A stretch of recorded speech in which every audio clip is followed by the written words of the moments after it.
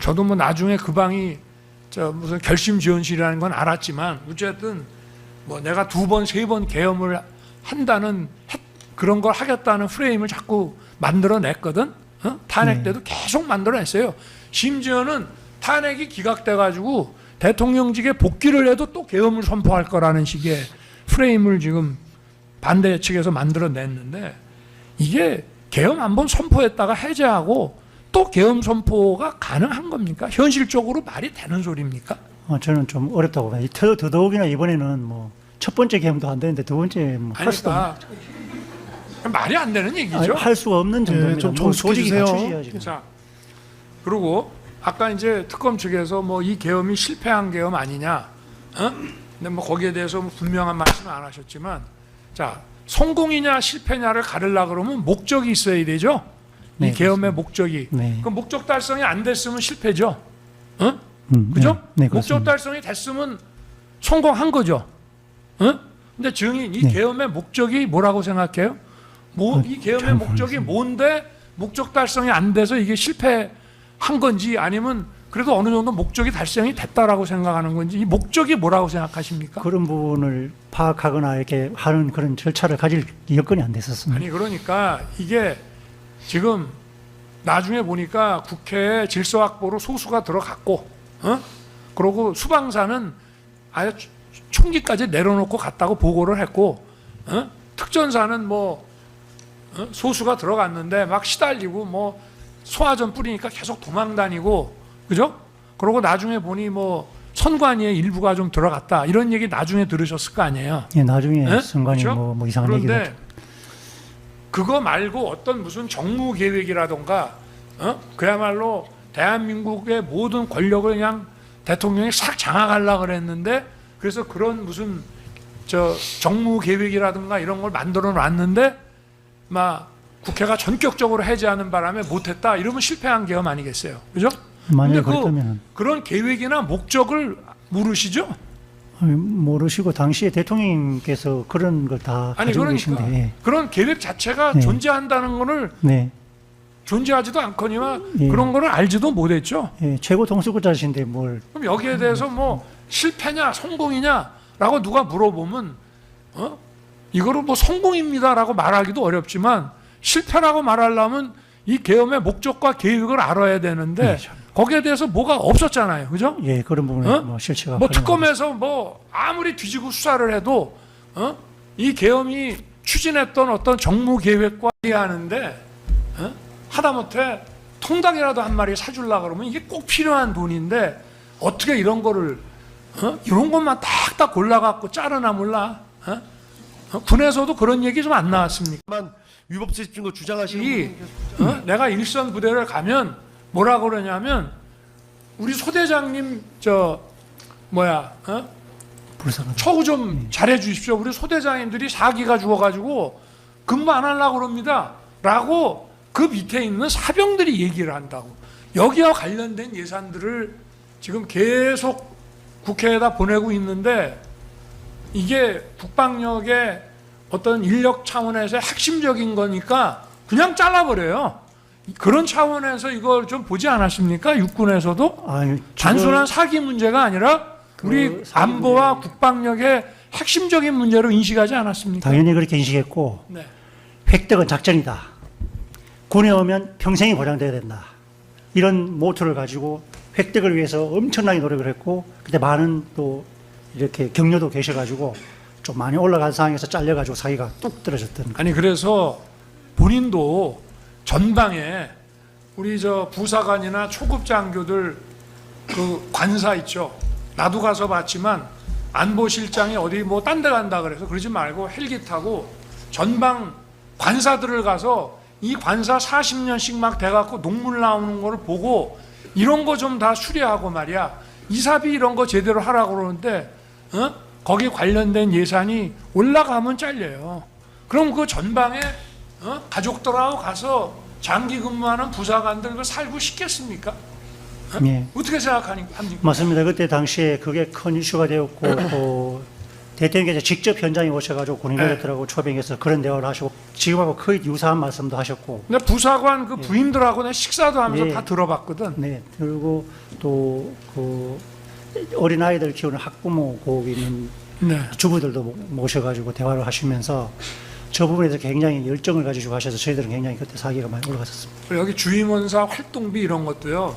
주임원사가 그 저 소대 그 사병들 관리하는데 하다못해 통닭이라도 한 마리 사주려고 그러면 이게 꼭 필요한 돈인데 어떻게 이런 거를 이런 것만 딱딱 골라갖고 자르나 몰라. 군에서도 그런 얘기 좀 안 나왔습니까? 내가 이거 몇 번 얘기를 했거든. 몇 년을? 계속하십시오. 네.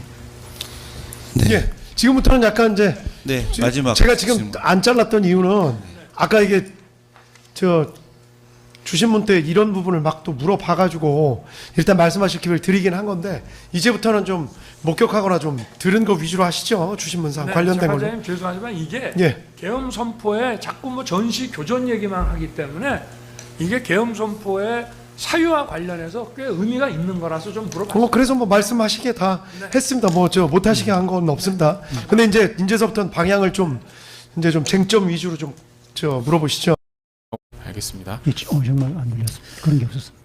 그 당시 전투 통제실에 있던 사람 중에 그 대통령께서 언성을 높이면서 김용현 장관에게 국회의원부터 잡으라고 했는데 뭐 한 거냐라고 말하자 장관이 인원이 너무 부족했습니다라고 말하고 대통령께서 계속해서 다시 걸면 된다. 2번, 3번 하면 된다. 국회에서 의결했어도 새벽에 다시 선포하면 된다. 이런 말을 했다고 진술한 사람이 있습니다. 혹시 증인이 이런 내용을 혹시 기억하고 계십니까? 저는 제 기억에는 없습니다. 기억이 없으세요? 예, 제가 좀 늦게 들어간 부분이 있긴 하지만 네. 어디예요?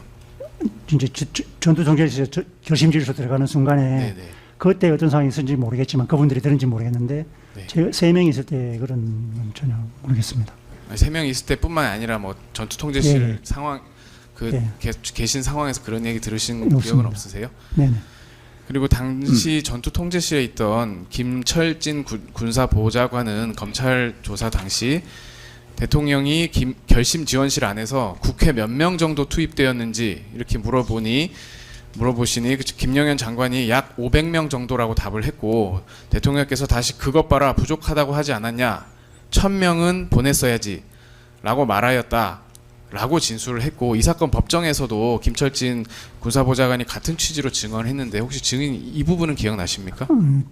김철진 장관님 그러고 김철진 보좌관하고 앞에 쭉 들어갈 땐 제가 안 들어가서 정확히 잘 모르겠습니다. 네.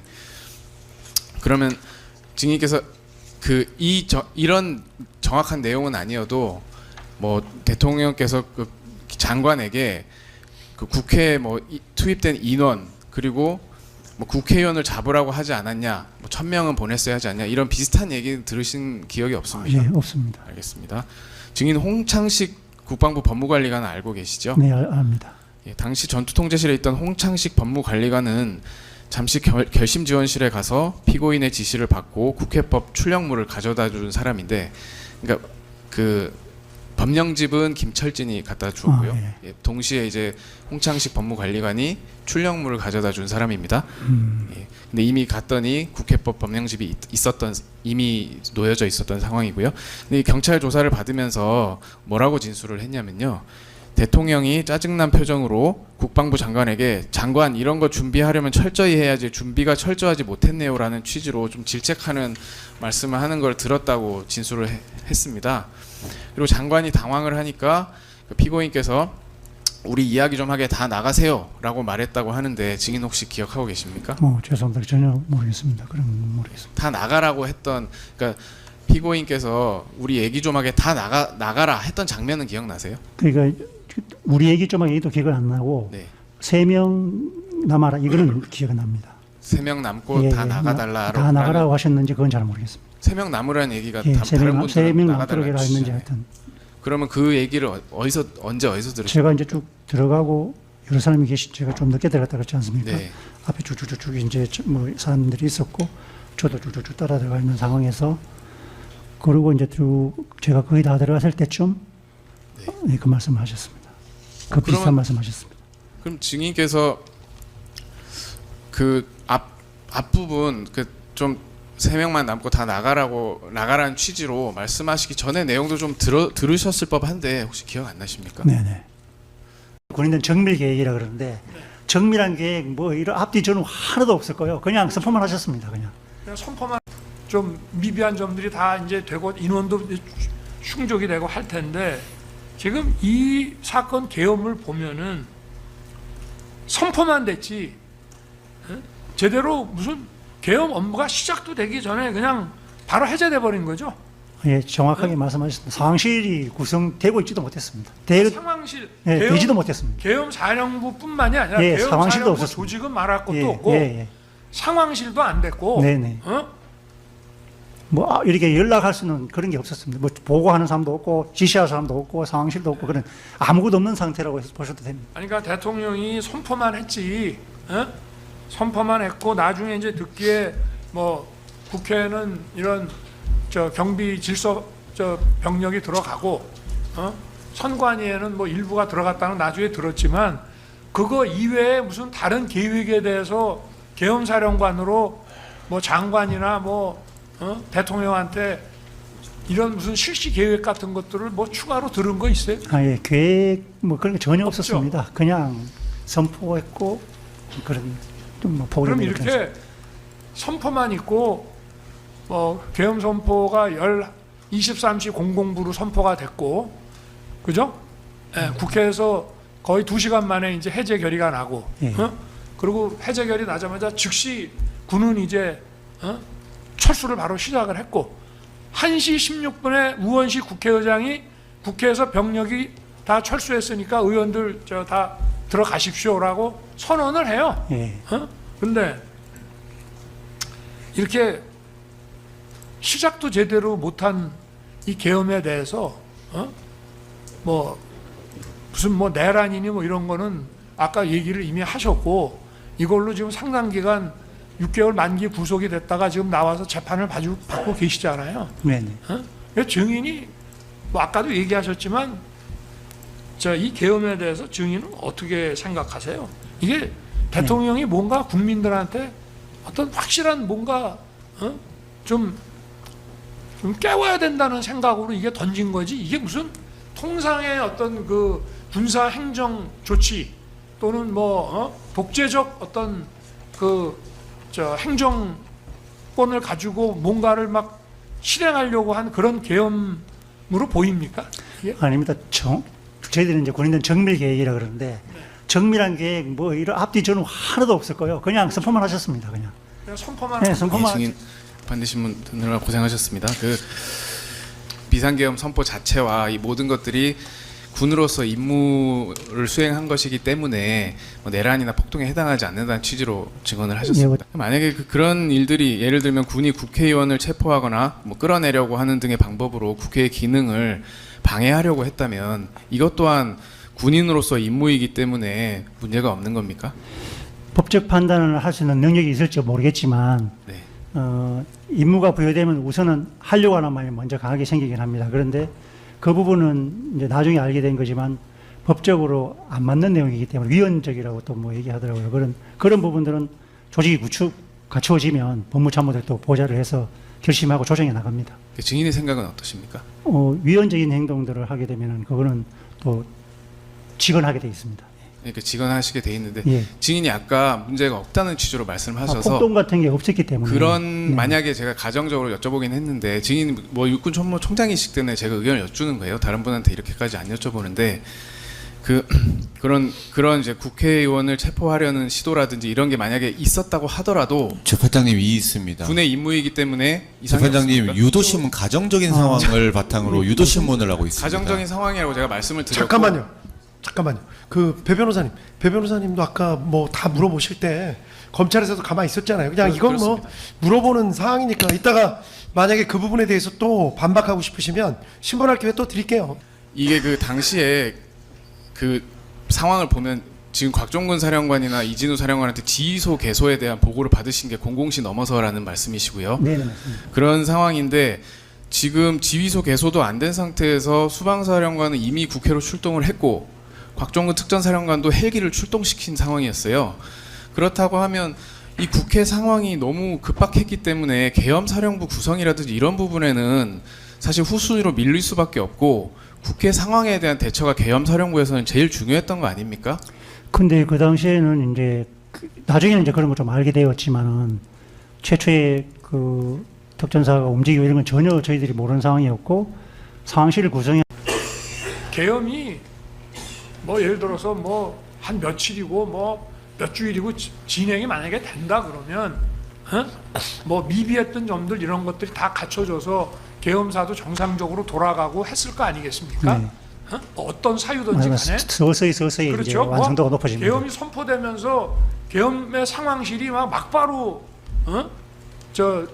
되고 막 이러는 게 네. 사실은 뭐 이런 계엄이 우리나라에 흔치는 않지만 어쨌든 그게 좀 진행이 되면서 이제 미비한 점들이 갖춰지고 또 뭐 법령상의 권한이라든가 뭐 이런 거 등등이 좀 미비한 점들이 다 이제 되고 인원도 충족이 되고 할 텐데 지금 이 사건 계엄을 보면은 선포만 됐지 제대로 무슨 계엄 업무가 시작도 되기 전에 그냥 바로 해제돼 버린 거죠. 예, 정확하게 말씀하셨습니다. 상황실이 구성되고 있지도 못했습니다. 상황실 예, 되지도 못했습니다. 계엄 사령부뿐만이 아니라 예, 계엄 상황실도 사령부 없었습니다. 조직은 말할 것도 예, 없고 예. 상황실도 안 됐고 네네. 뭐 이렇게 연락할 수는 그런 게 없었습니다. 뭐 보고하는 사람도 없고 지시할 사람도 없고 상황실도 없고 그런 아무것도 없는 상태라고 해서 보셔도 됩니다. 그러니까 대통령이 선포만 했지, 선포만 했고 나중에 이제 듣기에 뭐 국회는 이런 경비 질서 병력이 들어가고, 선관위에는 뭐 일부가 들어갔다는 나중에 들었지만 그거 이외에 무슨 다른 계획에 대해서 계엄사령관으로 뭐 장관이나 뭐 대통령한테 이런 무슨 실시 계획 같은 것들을 뭐 추가로 들은 거 있어요? 예, 계획 뭐 그런 게 전혀 없죠. 없었습니다. 그냥 선포했고 그런 좀뭐 그럼 보고를 이렇게 선포만 있고 뭐 계엄 선포가 23시 00부로 선포가 됐고 그죠? 예, 국회에서 거의 2시간 만에 이제 해제 결의가 나고 예. 그리고 해제 결의 나자마자 즉시 군은 이제 철수를 바로 시작을 했고 1시 16분에 우원식 국회의장이 국회에서 병력이 다 철수했으니까 의원들 다 들어가십시오라고 선언을 해요. 예. 근데 이렇게 시작도 제대로 못한 이 계엄에 대해서 뭐 무슨 뭐 내란이니 뭐 이런 거는 아까 얘기를 이미 하셨고 이걸로 지금 상당 기간 6개월 만기 구속이 됐다가 지금 나와서 재판을 받고 계시잖아요. 네네. 증인이 뭐 아까도 얘기하셨지만 이 계엄에 대해서 증인은 어떻게 생각하세요?